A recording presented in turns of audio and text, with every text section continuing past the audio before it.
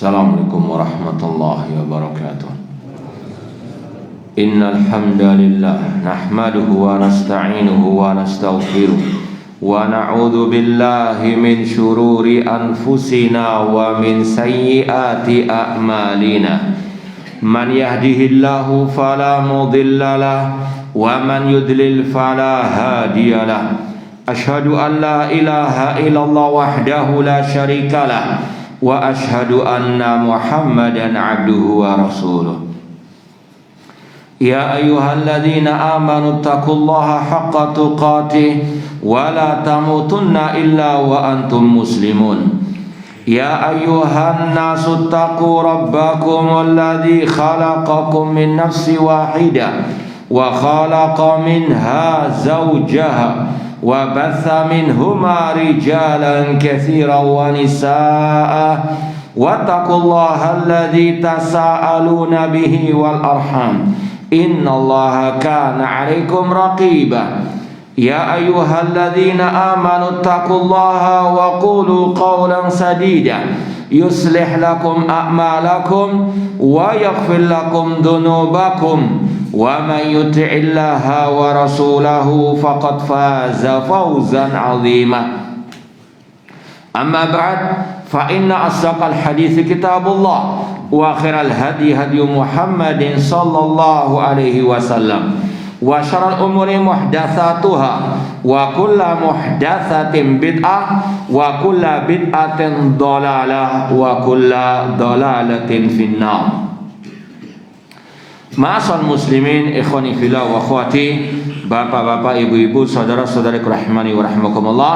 Alhamdulillah, segala puji bagi Allah Subhanahu wa taala yang mempertemukan kita kembali pada sesi kelima daurah kitab Aslus Sunnah wa I'tiqaduddin oleh Imam Abu Hatim Ar-Razi dan Abu Zur'ah Ar-Razi rahimahumullah ta'ala.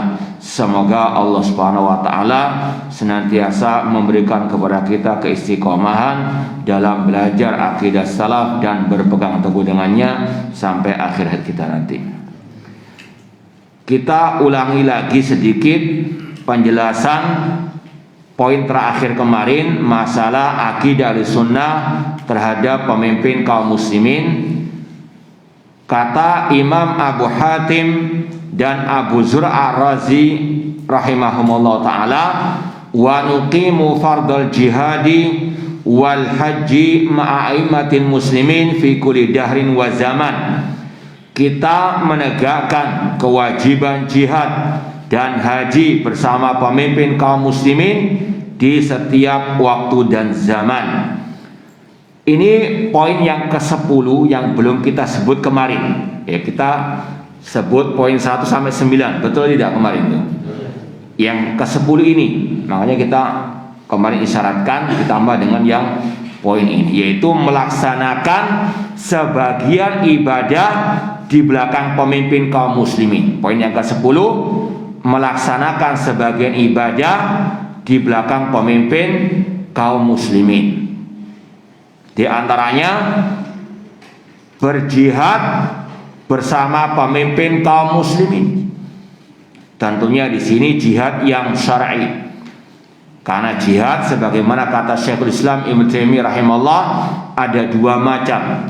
Jihad yang syar'i yang diperintahkan oleh Allah dan Rasulnya, yang banyak keutamaan-keutamaannya, yang sesuai dengan sunnah Rasulullah SAW.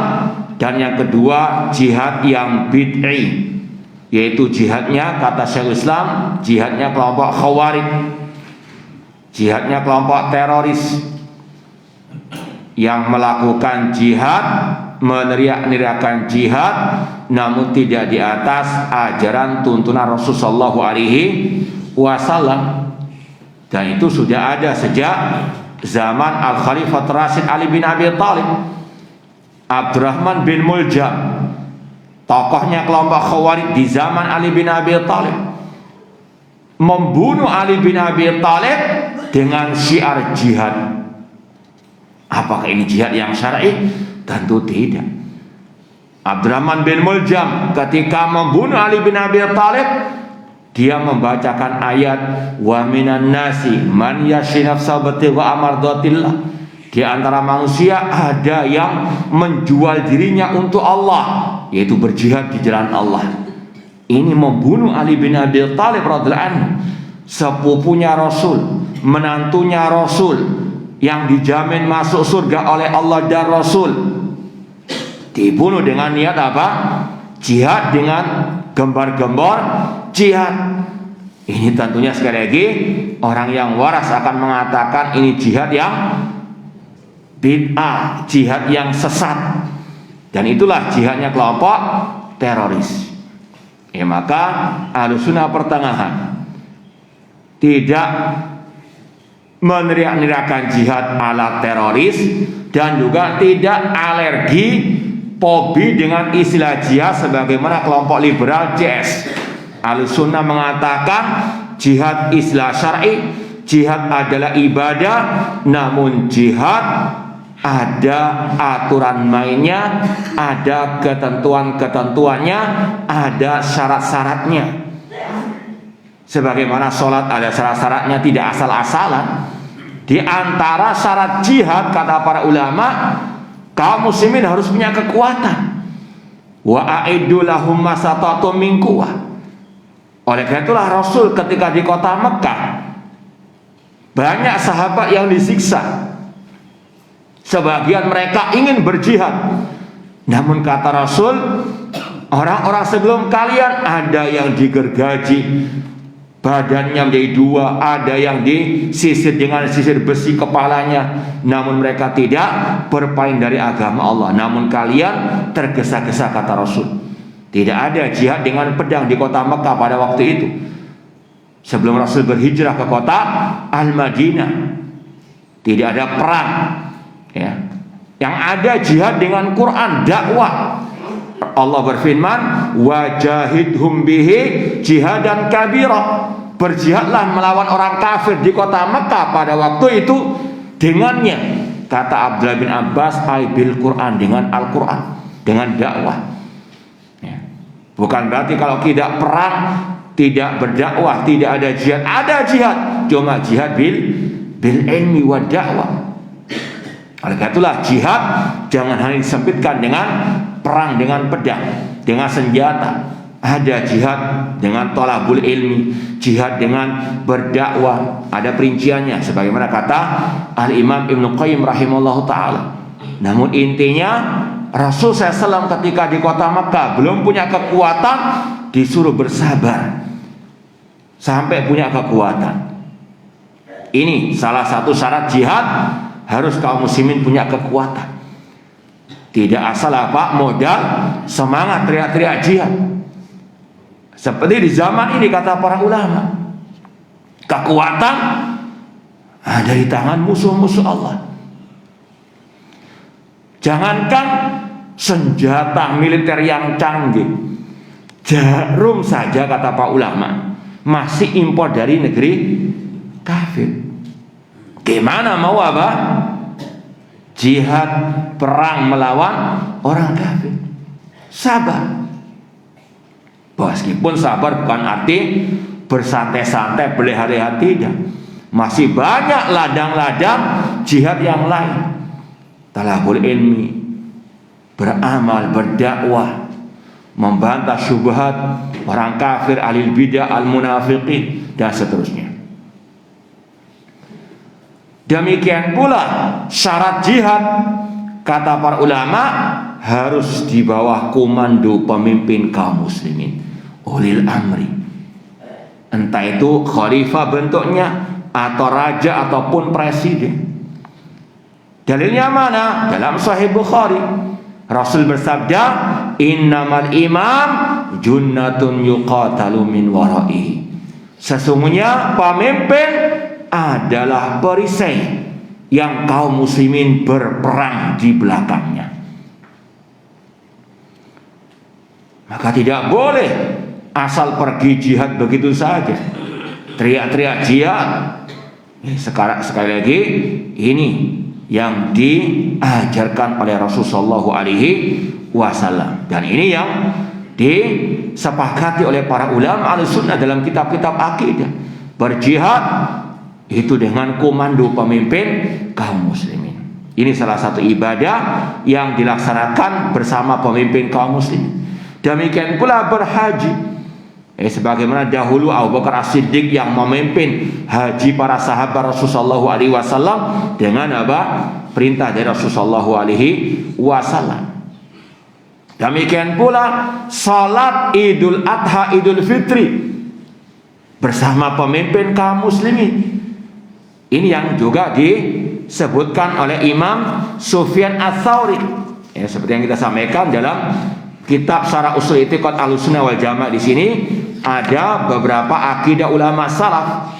Di antaranya yang pertama disebutkan oleh Imam Al-Lalikai, akidahnya Imam Sufyan Ats-Tsauri rahimahullah. Alhamdulillah sudah pernah kita sampaikan dalam beberapa kajian kita. Kata Sufyan Ats-Tsauri kepada murid beliau, ya Syu'aib, la yanfa'uka ma katabta hatta tarassala khalfa kulli barin wa fajirin. Wahai Syu'aib, tidak bermanfaat bagimu apa yang engkau tulis sampai engkau berpendapat disyariatkannya, diwajibkannya salat di belakang pemimpin yang baik maupun yang jelek. Kemudian beliau mengatakan lagi, wal jihad madin ila yaumil qiyamah. Jihad itu berlaku sampai hari kiamat. Was-sabr tahta liwa'is sultan, bersabar di belakang atau di bawah kepemimpinan pemimpin yang adil maupun yang zalim.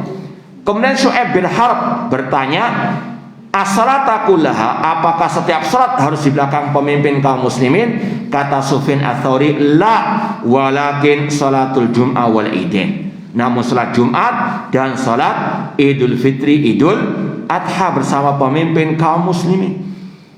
Ini membantah kelompok Khawarij, kelompok Harakiyin yang mereka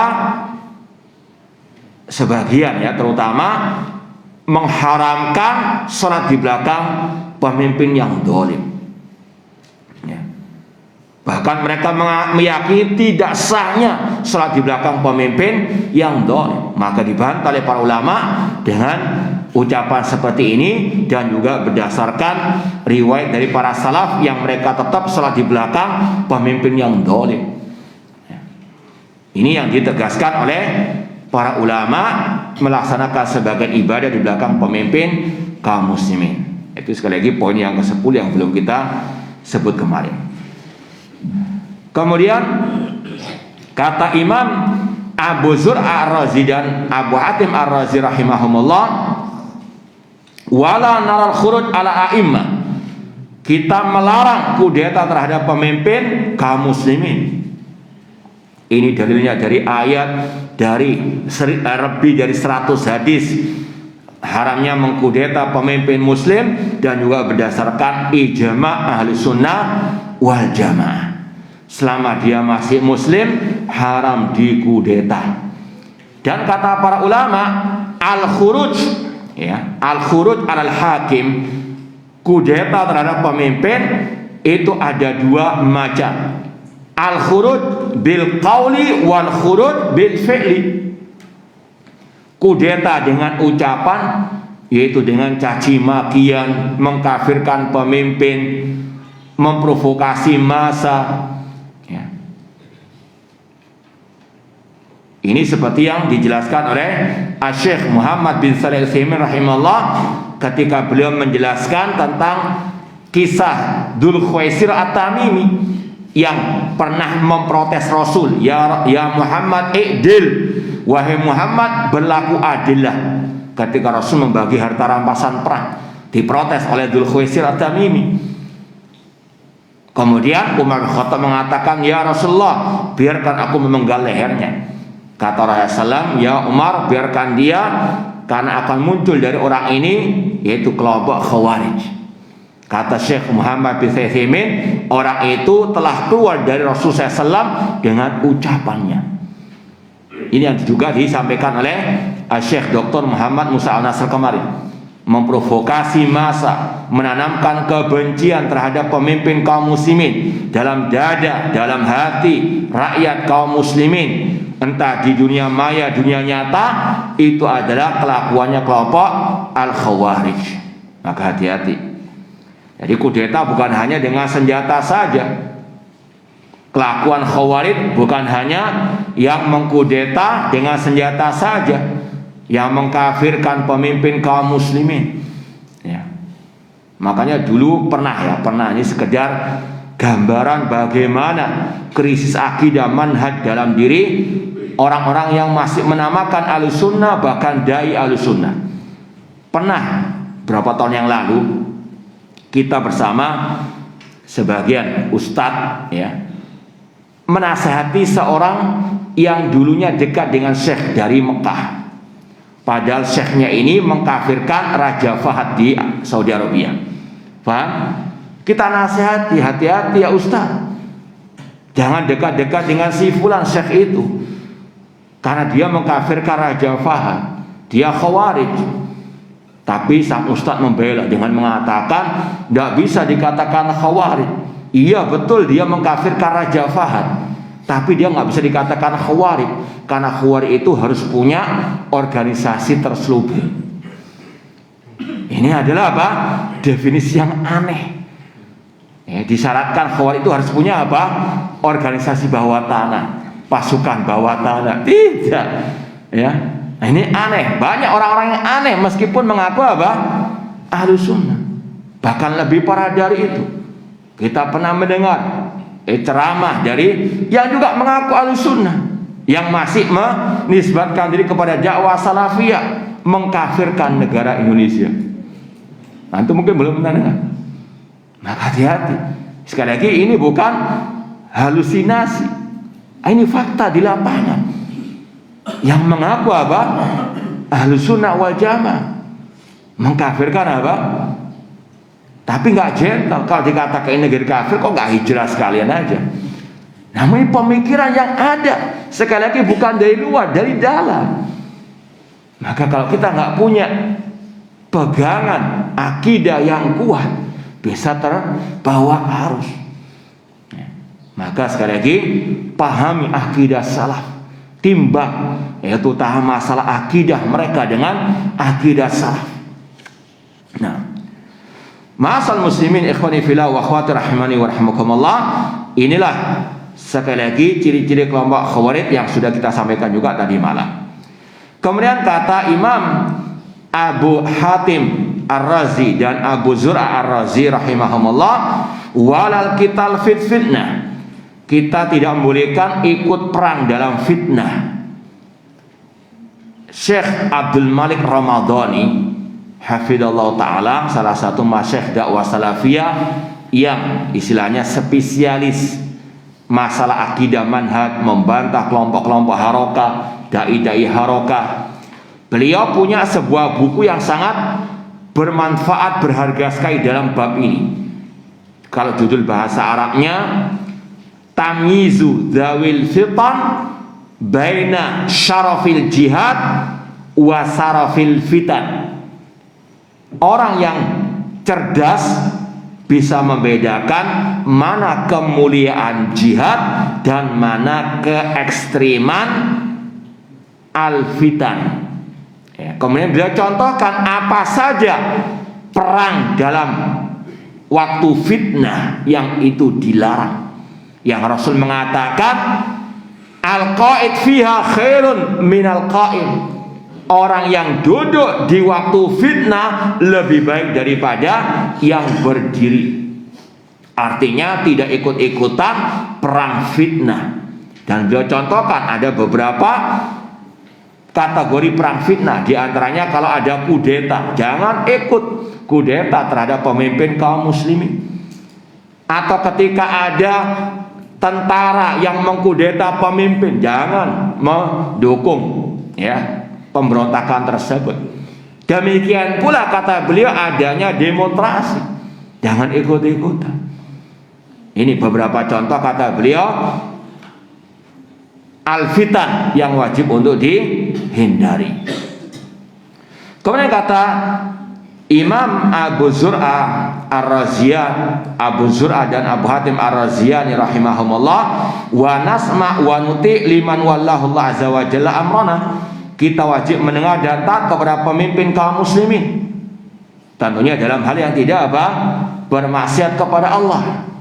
Rasul sallallahu alaihi wasallam bersabda dalam Sahih Bukhari Muslim, kalau antum mau hadis-hadis tentang masalah pemimpin atau sikap terhadap pemimpin kaum muslimin, lihat Sahih Bukhari Kitabul Ahkam, Sahih Muslim Kitab Al-Imarah, kitab tentang masalah pemimpin atau bab masalah pemimpin. Ini luar biasa hadis-hadisnya. Di antaranya Rasul mengatakan, alal mar'in muslim asam wa ta'ah fima ahba wa kariha illa an yu'maru bi ma'siyatin. Dari Abdullah bin Umar radhiyallahu anhu, Rasulullah SAW bersabda, wajib bagi setiap muslim mendengar dan taat kepada pemimpin kaum muslimin dalam hal yang dia sukai atau yang tidak dia sukai, kecuali kalau diperintah untuk berbuat maksiat. Fa in umira bi maksiatin fala sam'a wala ta'ah. Jika diperintah untuk bermaksiat, maka tidak boleh mendengar dan taat dalam perintah yang maksiat tersebut. Ini batas akhir kita taat kepada pemimpin. Artinya kalau sudah maksiat haram, tapi selain maksiat maka wajib ditaati, meskipun awalnya asalnya hal yang laku dalam urusan yang mubah. Meskipun asalnya mubah, kalau ada perintah dari pemimpin wajib didengar dan ditaati. Sebagaimana kata Imam Al-Qurtubi dan yang lainnya, al-amrul jaiz idza waradal amru minal amir sara wajiban walam mahalat mukhalafatuhu. Kalau ada suatu perkara yang asal hukumnya itu mubah dalam urusan dunia, tapi kalau ada perintah dari pemimpin kaum muslimin, maka wajib untuk ditaati. Para ulama mencontohkan di zaman ini, misalnya peraturan lalu lintas, nggak ada dalam Al-Quran lampu merah harus berhenti, lampu hijau jalan, nggak ada. Itu perkara urusan dunia mubah. Tapi ketika ada perintah dari pemimpin, maka hukumnya menjadi wajib. Ya. Dan kalau kita sering contohkan, ketika pandemi sekarang ini, secara asal memakai masker mubah. Tapi ketika ada perintah dari pemimpin kaum muslimin menjadi ya pikir sendiri sudah. Syekh Ibrahim Ar-Ruhaili punya buku atau kecil kutip kecil seperti inilah kurang lebih, dan pernah dikaji di daurah di Solo waktu itu. Judulnya Al-Ihkam Bisabri Ahwal Hukam. Beliau contohkan perintah-perintah keadaan pemimpin kaum muslimin. Di antaranya tadi, kalau pemimpin menyeru, menyuruh, memerintahkan, mewajibkan sesuatu yang asalnya mubah, maka menjadi wajib. Dan beliau contohkan urusan keimigrasian, kalau kita mau safar ke luar negeri harus memenuhi syarat, harus ada paspor, visa dan sebagainya. Ini adalah peraturan-peraturan yang asalnya mubah, tapi ketika diwajibkan maka menjadi wajib. Contoh yang lainnya, secara asal nikah itu syaratnya harus ada wali perempuan, 2 saksi, sah nikahnya. Cuma ketika di pemerintahan diwajibkan untuk mencatatkan pernikahan tersebut, maka hukumnya? Wajib. Maka pernah kita tanya ke Syekh Ali bin Hasan, bagaimana dengan orang yang nikahnya tanpa catatan sipil? Kata beliau, sah nikahnya, tapi dia berdosa karena menyelisih pemimpin kaum muslim. Karena Allah berfirman, ya ayyuhalladzina amanu atiillaha wa atiur wa ulil amri minkum. Ini yang mungkin banyak yang tidak dipahami oleh sebagian kaum muslimin. Inilah perkara yang sangat penting yang harus dipahami sebetulnya. karena ini demi kemaslahatan kaum muslimin. Dan sekali lagi, dalam masa ini banyak syubhat, ya, karena waktunya sangat terbatas. Kita sudah isyaratkan tadi, kalau mau yang perincian, banyak kajian-kajian kita di internet, ya, berkaitan dengan masalah ini, terutama pada waktu mengkaji kitab Aqidah Salaf Ashabul Hadis. Itu kita ya lumayan luas, mungkin lebih dari 5 edisi khusus pembahasan masalah ini. Silakan lihat, ya, di situ ada bantahan-bantahan terhadap syubhat-syubhat yang ada. Bahkan Syekh Abdul Malik Ramadhani punya kitab Thali'atul Hiwar Darid Baina Sunni wal Khawarij, atau Baina Sunnah wal Khawarij. Ya, istilahnya dialog antara sunnah dengan kelompok Khawarij. Di situ beliau mengatakan lebih dari 70 syubhat tentang masalah pemimpin, masalah jihad dan seterusnya. Syekh Abdul Asraji juga mempunyai buku masalah Al-Imamatul Udhma, disampaikan usul akidah al-sunnah masalah ini dan syubhat-syubhat serta bantahan-bantahannya. Maka perlu untuk kaji lagi. Kemudian kata Imam Abu Zur'ah dan Abu Hatim Ar-Razian rahimahumullah, wa natabi'us sunnah wal jamaah. Kita wajib mengikuti as-sunnah wal jamaah. Rasul bersabda, alaikum bisunnati wa sunnatil khulafa ar-rasyidin. Peganglah sunnahku dan sunnah para khulafa ar-rasyidin. Ketika Rasul ditanya siapa yang selamat dari 73 kelompok tersebut, maka beliau mengatakan ma'ana alaihi wa ashabi, mengikuti aku dan para sahabatku. Ini kalau kita mau selamat di dunia wal akhirah, mengikuti ajaran Rasul dan para sahabat ar-Rasul sallallahu alaihi wasallam. Wa nastanib asyudud wal khilaf wal furqah, dan kita menjauhkan diri dari hal-hal yang menyimpang, dari penyelisihan terhadap as-sunnah dan al-jamaah tadi. Di sini perlu kita tegaskan, al-khilaf itu ada 2 macam. Khilaf dalam masalah yang masih bisa ditoleransi, terutama masalah fikih al-ijtihadi, seperti kata Syekh Muhammad bin Utsaimin dalam kitab beliau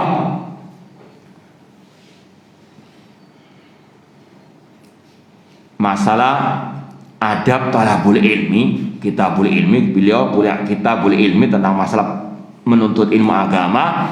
Di antaranya adab-adab talabul ilmi.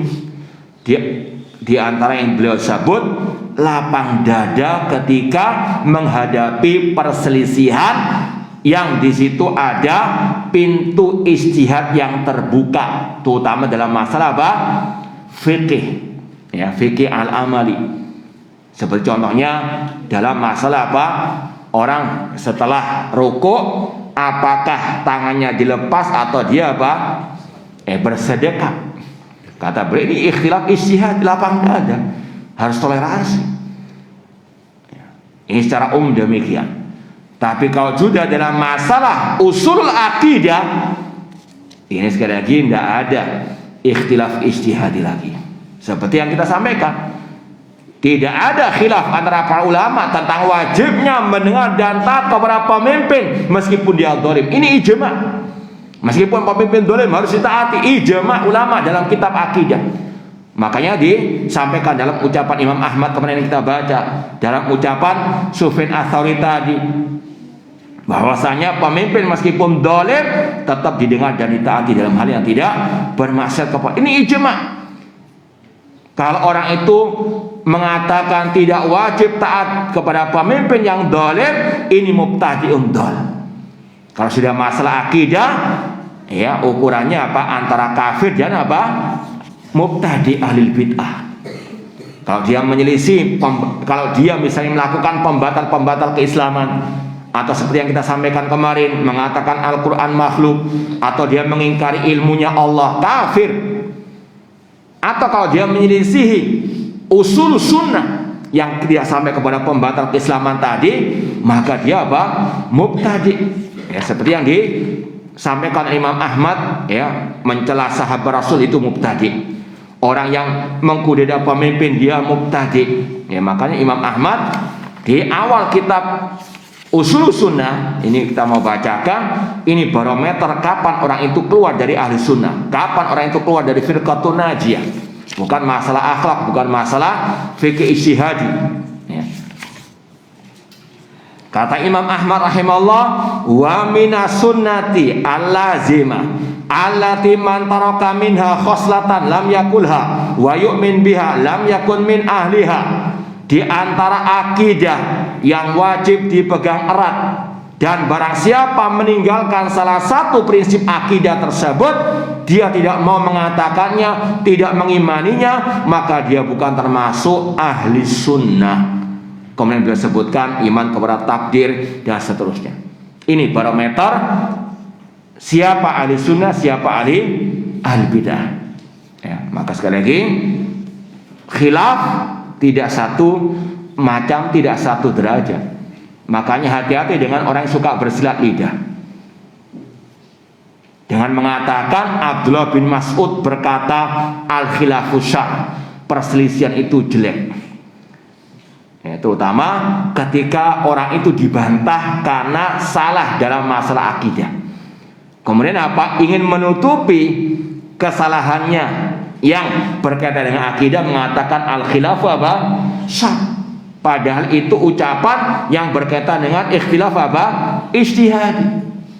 Atau dia mengatakan kan semua orang bisa salah. Iya betul, tapi kesalahan itu tidak satu tingkat.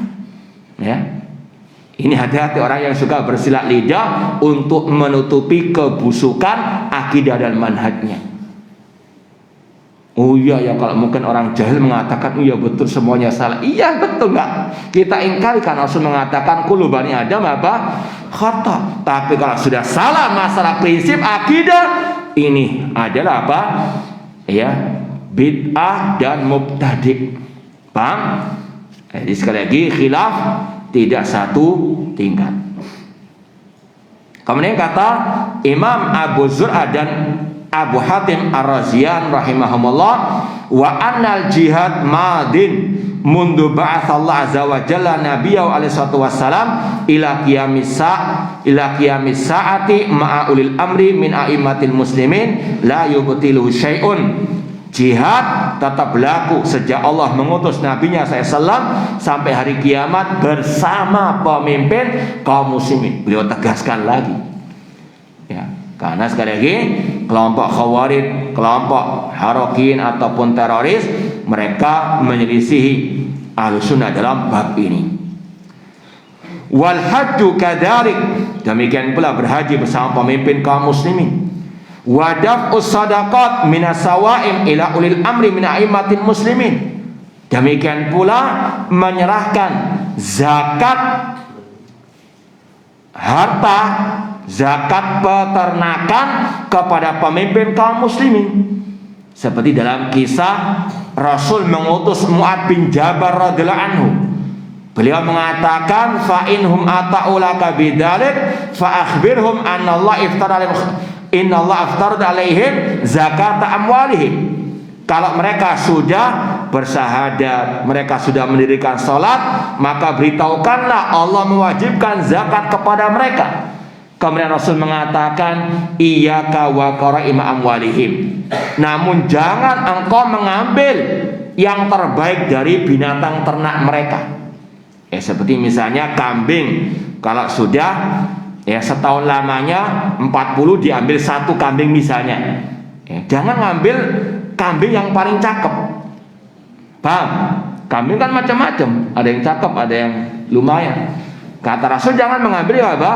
Paling cakep. Intinya di situ Mu'ad bin Jabal sebagai amil zakat di bawah pemimpin kaum muslimin. Ya, makanya beda amil zakat yang diutus oleh pemerintah dengan yang apa? Swasta. Yang berhak mendapatkan harta zakat mal itu amil zakat yang di bawah naungan apa? Pemerintah. Bedanya apa? Kalau amil zakat pemerintah itu sebetulnya punya kekuasaan mengambil secara paksa orang yang sudah punya apa? Harta yang sudah wajib membayar apa? Zakat. Makanya Rasul mengatakan hati-hati jangan mengambil yang paling cakep. Contohnya tadi ya masalah zakat kambing, ambil yang tengah-tengah, jangan yang paling cakep, jangan yang paling jelek sekali. Paham? Intinya sekali lagi, membayar zakat disyariatkan juga kepada apa? Pemimpin kaum muslimin, mereka yang mengkoordinir pembagian zakatnya nanti. Nah, ini sebagian ibadah di belakang bersama pemimpin kaum muslimin, haji, jihad, zakat, demikian pula apa? Salat Idul Fitri, Idul Adha, dan juga salat Jumat tadi.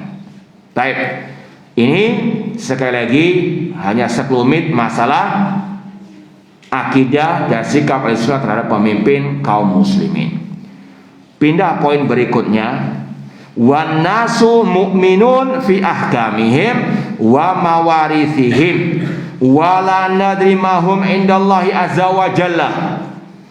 Kata Imam Abu Hatim dan Abu Zur'a Razian, manusia mereka adalah orang-orang yang beriman. Kalau mereka sudah mengucapkan 2 kalimat syahadat, mereka adalah orang-orang yang beriman secara zahir. Kita memperlakukan mereka sebagai orang-orang mukmin dalam hukum-hukum dunia dan hukum-hukum waris. Ya, sekali lagi, selama mereka masih mengaku muslimun, bersahadat, menampakkan syiar Islam, maka kita hukum mereka muslimun. Seperti yang kita sampaikan di pertemuan yang lalu, adapun urusan batin mereka, apakah hanya sekedar ucapan di lisan namun hati mengkufuri, wallahu a'lam. Ya, kita nggak bisa mengatakan oh ini orang munafik, nggak bisa. Ini sekali lagi menghukumi manusia secara apa? Dohirnya. Kalau dohirnya sesat ya kita katakan sesat. Kalau dohirnya dia memang muslim ya kita katakan muslim. Ya, kalau misalnya dia meninggal dunia ya kita apa? Sholati jenazahnya, kita makamkan di pemakaman kaum muslimin.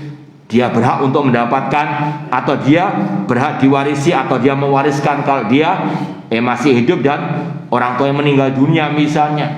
Istilahnya nahkum bid-dohir. Kita menghukumi secara apa? Dohirnya dia di dunia, sedangkan batinnya kita serahkan kepada Allah Subhanahu wa taala. Wala nadri mahum indallah. Kita nggak tahu apa ya yang dilihat oleh Allah Subhanahu wa taala tentang orang-orang tersebut. Maka jangan kita apa? Suudzon terlebih dahulu. Ya ayyuhalladzina amajtanibu katsiran minadh-dhann, wahai orang beriman, jauhkanlah diri kalian daripada apa? Prasangka yang buruk.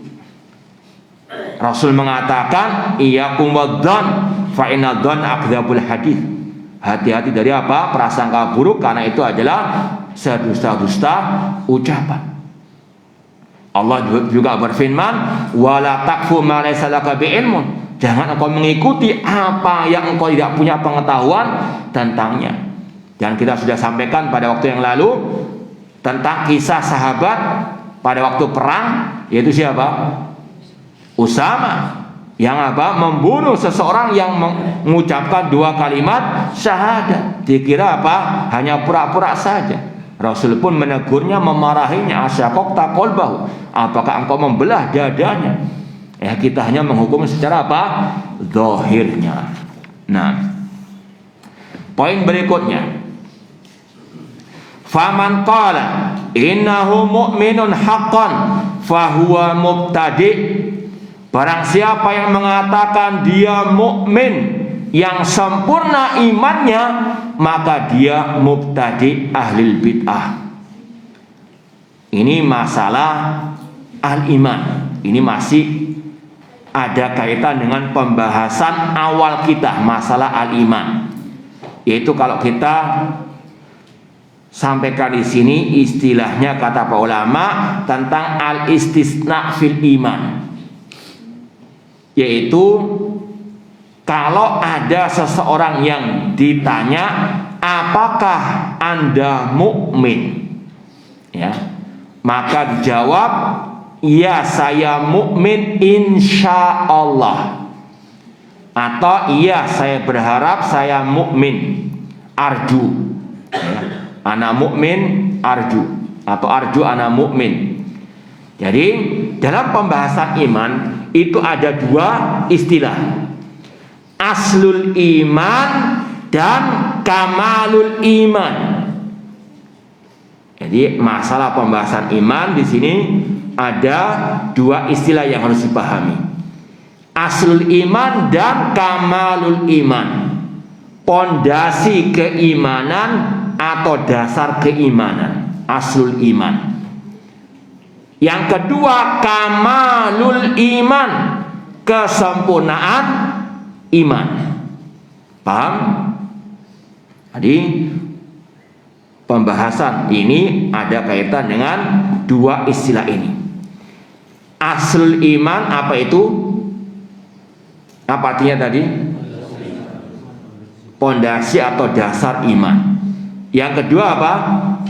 Kamalul iman. Pondasi iman yaitu 6 rukun iman tadi. Dalam hati itu landasan al-iman.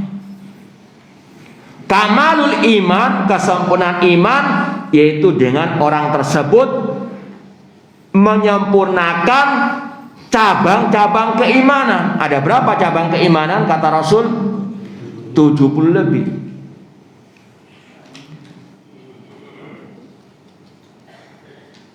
Pembahasan istisna fil iman, istilahnya al-istisna fil iman, yaitu seseorang mengucapkan saya mukmin insyaallah atau saya berharap saya mukmin. Kata-kata saya mukmin insyaallah ini berkaitan dengan kamalul iman. Orang itu boleh mengatakan saya mukmin insyaallah kalau dia maksudkan masalah kesempurnaan apa? Iman. Kan iman itu banyak cabangnya. Saya belum tentu apa? Sempurna imannya. Bahkan tidak boleh mengatakan saya sempurna imannya. Paham? Paham tidak? Jadi kata-kata insya Allah itu berkaitan dengan apa? Kamalul iman. Saya mukmin insya Allah, karena kita dilarang untuk mengaku suci sempurna imannya. Fala tuzaku anfusakum. Jangan kalian merasa apa? Suci diri kalian sempurna imannya. Paham? Maka ahlu sunnah wal jamaah mengatakan boleh hukumnya orang itu mengatakan saya mukmin insya Allah kalau yang dimaksudkan adalah kamalul iman, kesempurnaan iman. Karena kita masih banyak kekurangannya, kita boleh mengatakan saya mukmin insya Allah. Tapi kalau dalam masalah aslul iman nggak boleh pakai insya Allah. Saya mukmin titik sudah. Paham? Paham tidak? Jadi bedakan. Boleh enggak? Ini ngetes biar nggak ngantuk. Boleh enggak mengatakan saya mukmin insya Allah? Kalau dalam pembahasan. Tapi boleh enggak dalam masalah aslul iman mengatakan saya mukmin insya Allah? Tidak boleh. Paham? Ini dibedakan. Kelompok Murji'ah, mereka di antara akidah sesatnya mengharamkan untuk mengatakan saya mukmin insya Allah meskipun dalam masalah aslul iman. Tidak boleh. Haram kata mereka. Makanya kata ulama salaf yang bernama Abdurrahman bin Mahdi, beliau mengatakan aslul irja talkul istisna. Akidahnya kelompok Murji'ah meninggalkan, mengharamkan kata-kata insya Allah. Karena mereka juga punya keyakinan sebelumnya iman tidak bisa bertambah, tidak bisa apa? Berkurang satu ke satu. Enggak perlu mengatakan insya Allah, sempurna sudah iman itu. Paham? Ini bantahan kepada kelompok Murji'ah. Makanya kata Imam Abu Hatim dan Abu Dzar Razi, barang siapa mengatakan saya mukmin yang sempurna, dia mubtadi. Ini diarahkan kepada siapa? Diarahkan kepada siapa? Murji'ah. Karena mereka apa? Mengharamkan mengatakan saya mukmin insya Allah. Paham? Kalau ngantuk nggak paham. Ya. Sekali lagi, kelompok Murji'ah mengatakan haram mengatakan saya mukmin insya Allah atau saya mukmin arju. Karena mereka punya keyakinan iman itu satu kesatuan, nggak bisa bertambah, nggak bisa berkurang. Nggak usah pakai kata-kata insya Allah kata mereka. Yakin sudah saya mukmin yang sempurna imannya. Makanya kata Imam Abu Hatim dan Abu Zar Razian, mereka adalah mubtadi' karena mereka mengharamkan istisna fil iman. Mereka mengatakan saya mukmin yang sempurna imannya. Naudzubillah min dzalik. Atau barang siapa wa man qala huwa mu'min indallah fa huwa minal kadzibin. Barang siapa mengatakan saya mukmin, yaitu dalam artian saya mukmin yang sempurna imannya di sisi Allah, maka dia orang yang dusta. Ini juga sama, bantahan kepada kelompok siapa? Murji'ah. Ya. Para ulama ini ada perincian juga. Kapan boleh mengatakan saya mukmin insya Allah? Ada beberapa alasan. Tadi karena masalah kesempurnaan apa? Iman. Ya, karena kita masih banyak kekurangannya, kita belum menyempurnakan cabang-cabang keimanan yang 70 lebih tersebut, maka kita perlu mengucapkan saya mukmin insya Allah. Atau yang kedua, saya mukmin insya Allah. Kenapa? Karena amal yang kita lakukan dari cabang-cabang keimanan itu belum tentu diterima oleh Allah Ta'ala. Siapa yang bisa menjamin sholat kita diterima Allah Ta'ala? Ada yang nggak bisa menjamin? Ada nggak kartu jaminannya? Ya? Makanya tidak boleh mengatakan pasti saya apa? Mukmin yang diterima cabang keimanannya oleh Allah Subhanahu wa taala. Ini kata Imam Abu Hatim dan Abu Zar Razi, barang siapa mengatakan dia mukmin di sisi Allah dalam artian semua amalnya diterima Allah Taala, maka dia apa? Orang yang dusta karena nggak tahu. Ya, makanya orang mukmin ketika beribadah kata Allah ada rasa khauf war raja. Rasa khawatir jangan sampai tidak diterima amal ibadahnya. Tata jafa junubum anil madaji yad'una rabbahum khaufan wa tama'a. Bahkan Nabi Ibrahim alaihissalam setelah membangun Ka'bah, beliau tetap berdoa, Rabbana taqabbal minna. Apalagi kita. Ya. Makanya Allah juga berfirman tentang orang beriman ketika beribadah dalam surat Al-Mu'minun kalau nggak salah. Allah mengatakan walladzina yu'tuna ma'ataw wa qulubuhum wajilah. Dan orang-orang yang menginfakkan hartanya mereka takut, ya, atau hati mereka takut. Aisyah radhiyallahu anha pernah bertanya, "Ya Rasulullah, apakah yang takut hati mereka itu adalah orang yang berzina, minum khamar?" Kata Rasulullah, "Ya ibnata Siddiq, bukan wahai Aisyah, putrinya As-Siddiq. Namun mereka adalah orang-orang yang yusallun wa yasumun wa yatasaddaqun." Mereka yang takut hati, ya, mereka dalam Al-Quran itu adalah orang-orang yang sholat, puasa, bersedekah. Walakinnahum yakhafuna alla yuqbala minhum. Namun mereka takut jangan sampai amal mereka tidak diterima oleh Allah Subhanahu wa taala. Makanya yang mengklaim amalnya pasti diterima itu adalah apa? Orang yang dusta. Wa huwa minal kadzibin. Kemudian kata Imam Abu Hatim dan Abu Zar Razian, wa man qala huwa mu'minun billah haqqan fa huwa musibun.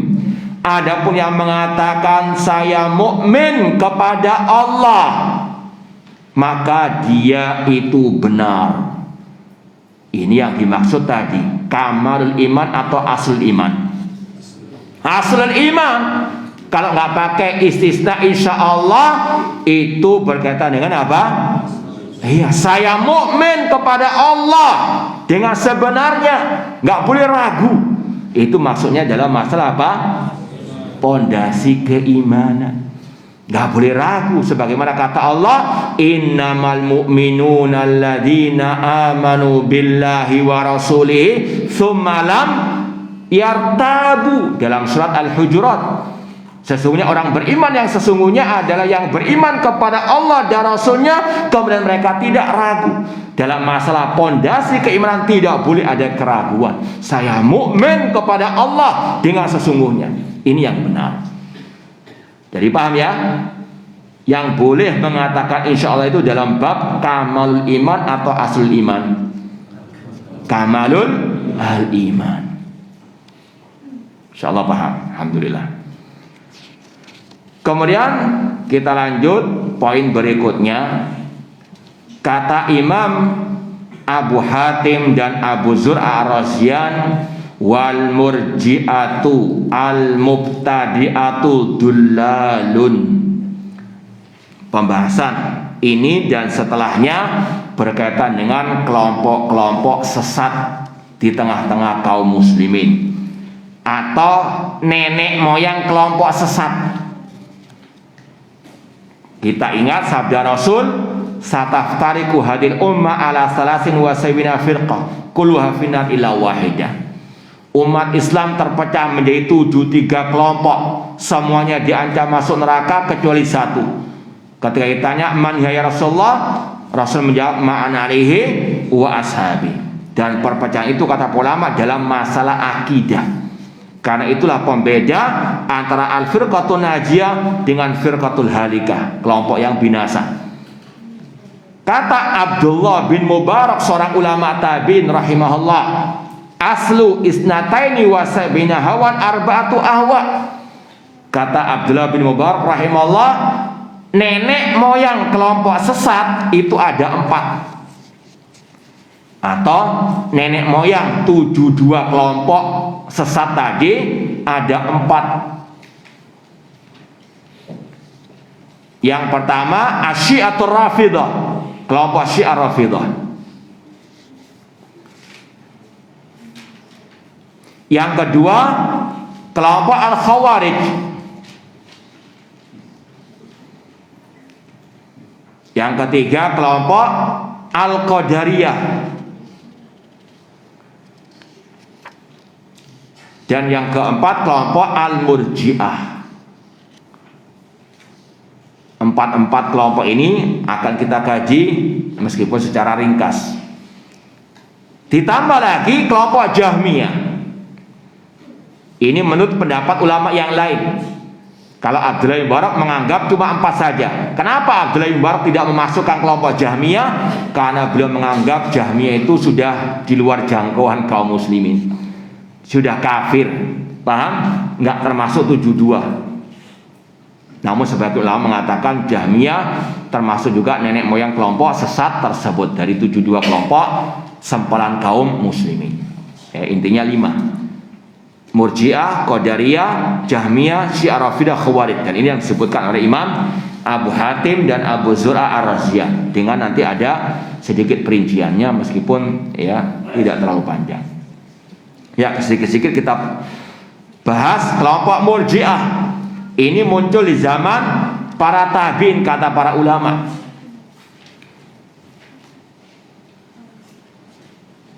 Muncul di zaman para ulama tabi'in. Sudah kita sampaikan asal kata Murji'ah dari kata-kata al-irja, yang artinya at-takhir. Mereka mengakhirkan amal dari apa? Al-iman. Mereka mengeluarkan amal dari definisi al-iman. Mengapa mereka dinamakan Murji'ah? Dari kata-kata al-irja, yaitu mengeluarkan amal daripada apa? Iman. Mereka mengatakan amal bukan bagian daripada al-iman. Dan itu bertingkat-tingkat yang sudah kita sampaikan. Kelompok Jahmiyah ini yang paling ekstrim, yang paling sesat dalam masalah ini, yaitu mereka mengatakan iman hanya sekadar mengenal. Masih ingat enggak? Nah, pembahasan pertama kitab ini, al-iman qaulun wa amalun. Amal bagian dari iman. Sedangkan kelompok sesat tidak mengatakan amal bagian daripada apa? Al-iman. Di antaranya kelompok Murji'ah. Ada yang ekstrim, ada yang tidak ekstrim. Yang ekstrim mengatakan tadi hanya ma'rifat saja. Sedangkan yang enggak ekstrim mengatakan iman adalah ucapan dan keyakinan. Tetap sesat. Cuma apa? Lebih ringan dibandingkan yang Jahmiyah. Jahmiyah dalam masalah bab iman adalah Murji'atul Ghulat yang ekstrim. Kemudian di antara kesesatan kelompok Murji'ah, jadi kalau mau ditulis apa saja kesesatan kelompok Murji'ah, yang pertama mengeluarkan amal daripada apa? Iman. Yang kedua, meyakini iman tidak bercabang. Ini sebenarnya sudah kita sampaikan, cuma kita sebutkan lebih teratur lagi. Kemudian yang ketiga, meyakini iman tidak bertambah, tidak berkurang. Meyakini iman tidak bertambah, tidak apa? Berkurang. Yang keberapa? Yang keempat, yang barusan kita bahas. Apa keyakinan mereka?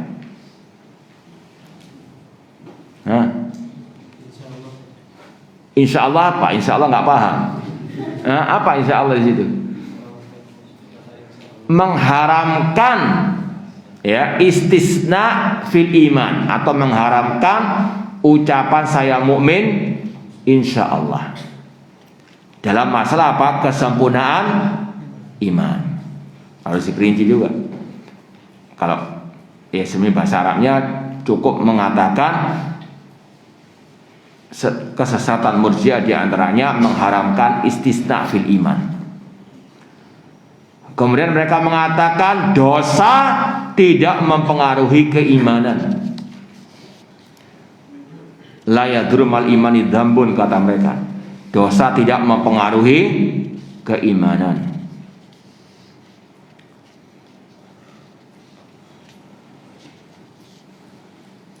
Menyempitkan kekafiran hanya pada keyakinan. Menyempitkan kekafiran hanya pada apa? Keyakinan. Menyempitkan kekafiran hanya pada apa? Keyakinan. Adapun Ahlussunnah mengatakan kekafiran itu bisa dari keyakinan, dari lisan, dan juga dari anggota, perbuatan anggota badan. Itu beberapa kesesatan kelompok Murji'ah. Ma'asal muslimin ikhwani fillah wa akhwati rahimani wa rahimakumullah, kita perlu sampaikan juga sekarang ini banyak tuduhan kepada dakwah salafiyah, ulama-ulama Ahlussunnah dengan istilah apa? Murji'ah. Kata para ulama, ini tidak aneh. Jangankan zaman sekarang, ulama zaman sekarang. Abdullah bin Mubarak tadi, seorang ulama tabi'in, pernah dituduh Murji'ah oleh kelompok Khawarij. Ada dialog antara seorang pengikut Khawarij dengan Abdullah bin Mubarak. Ini pengikut Khawarij namanya Syaiban bin Farukh.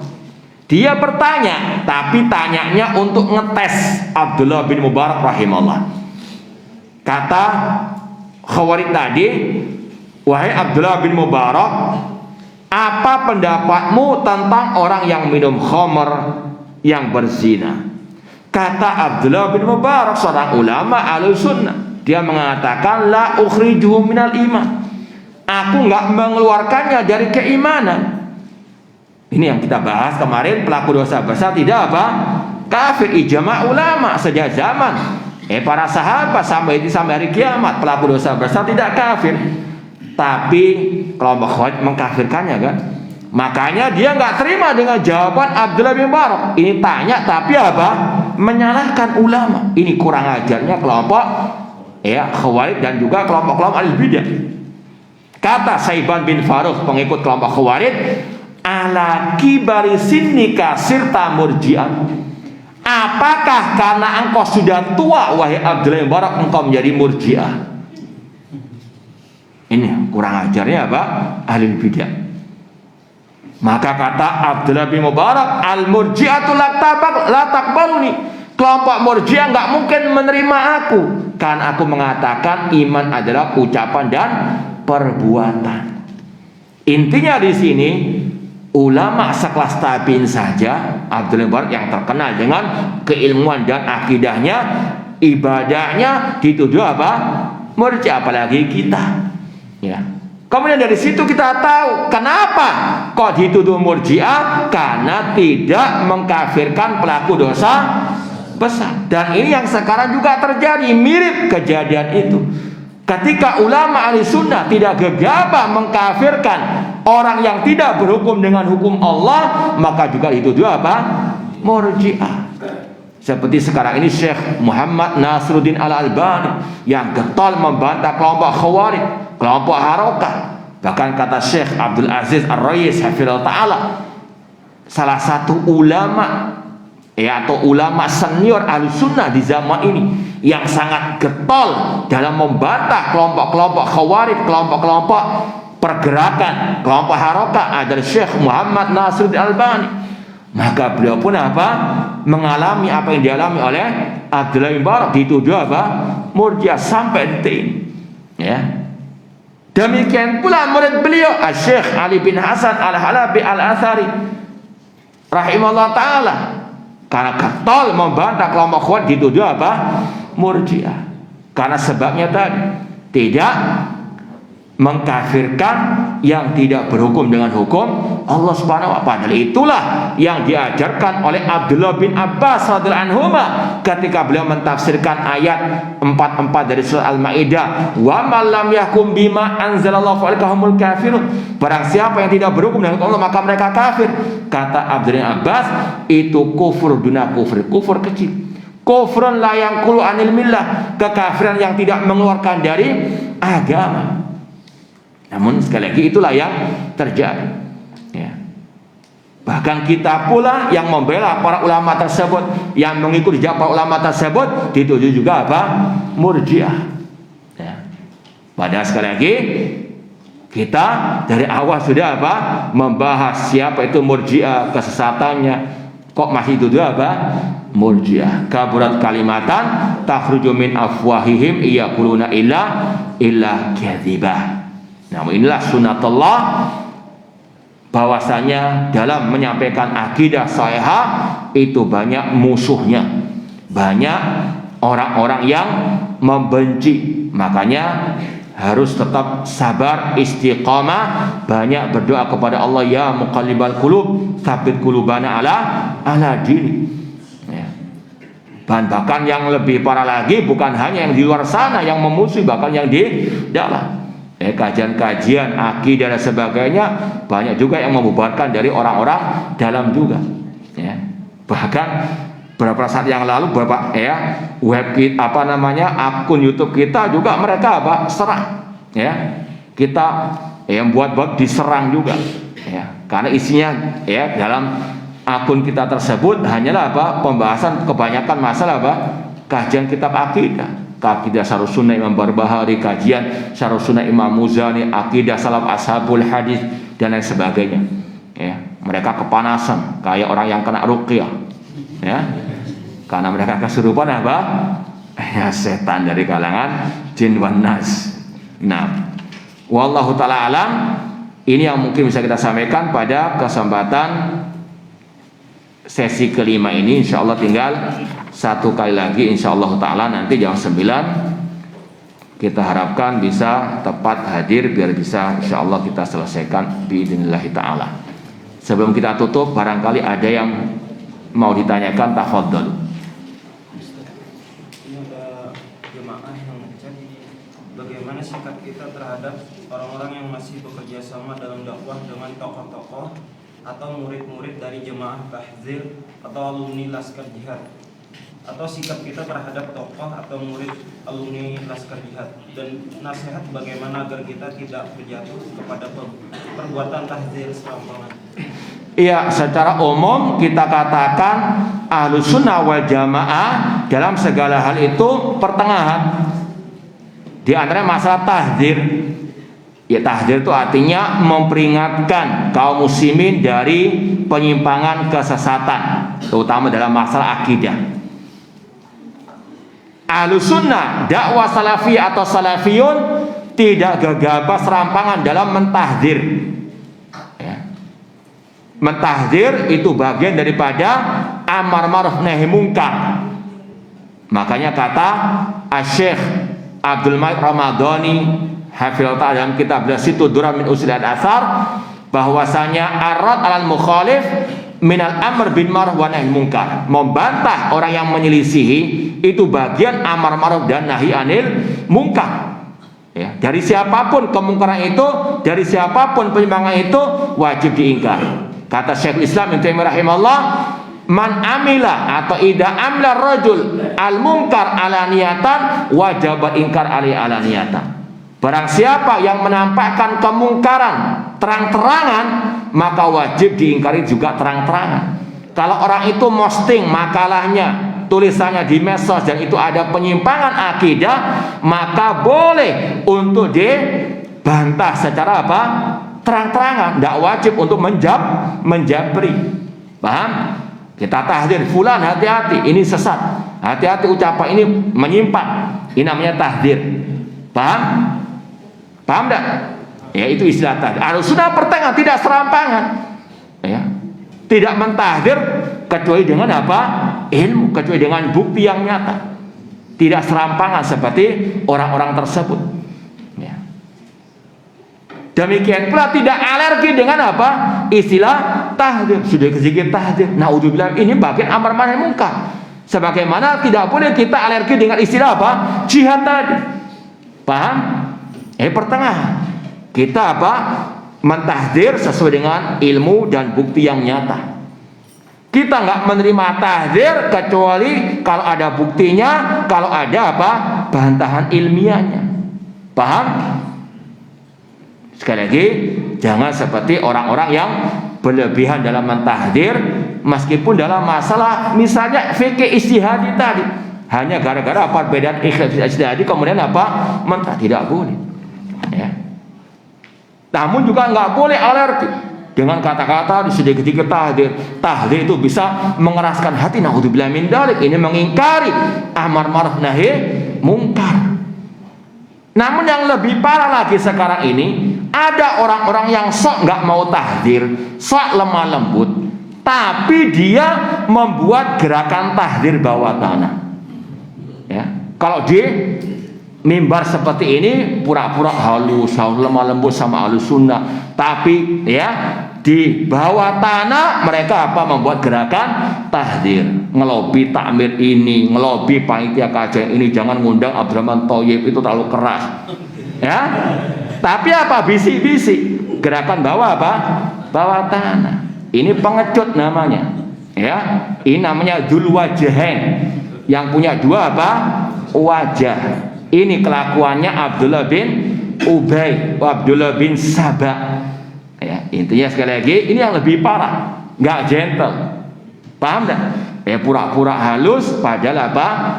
Seperti serigala berbulu sapi. Oh, domba ya? Ya kan macam-macam, bisa berubah-ubah. Masa domba terus?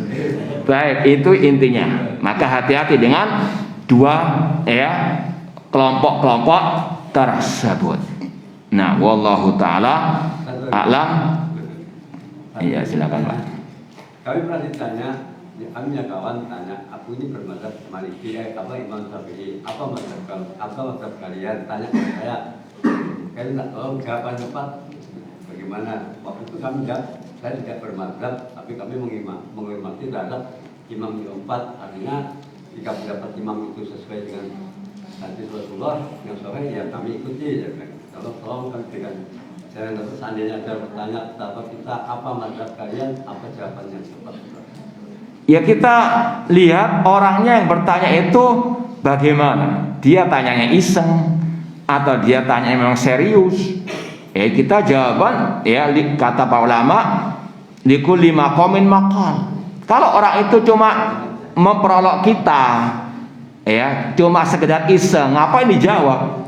Wa ibadur rahmanil ladzina yamshuna 'alal hauna wa idza khatabahum jahilun qalu salama. Enggak usah dilayani.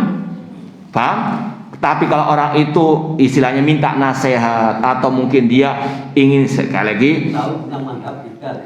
kita sekali lagi orangnya ini kita harus perinci dulu. Kita kalau tahu orang itu memang cari kebenaran, ya kita jelaskan. Tidak ada kewajiban memilih salah satu mazhab tersebut. Kalau diwajibkan berarti apa mazhabnya Abu Bakar As-Siddiq?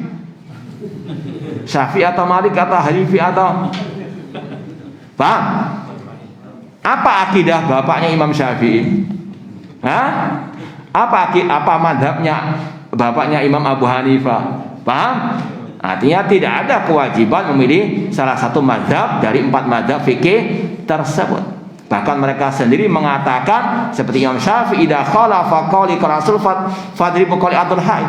Apabila ucapanku menyelisih ucapan Rasul, maka buang jauh-jauh ucapanku tersebut. Maka betul apa yang antum sampaikan. Kalau memang orang itu ingin sesuatu yang ilmiah, ya antum jawab secara ilmiah. Tapi kalau antum sekedar memperolok ngiseng dan sebagainya, sudah tinggalkan saja. Nah, wallahu alam, ini yang bisa kita sampaikan. Sekali lagi insyaallah kita akan khatamkan pembahasan kitab Ahl-Sunnah wa I'tiqaduddin pada sesi yang terakhir ya, jam 9 nanti biidznillah taala. Semoga Allah mudahkan. Aqulu qouli hadza wa akhiru da'wana anil hamdulillahirabbil alamin. Wassalamualaikum warahmatullahi wabarakatuh.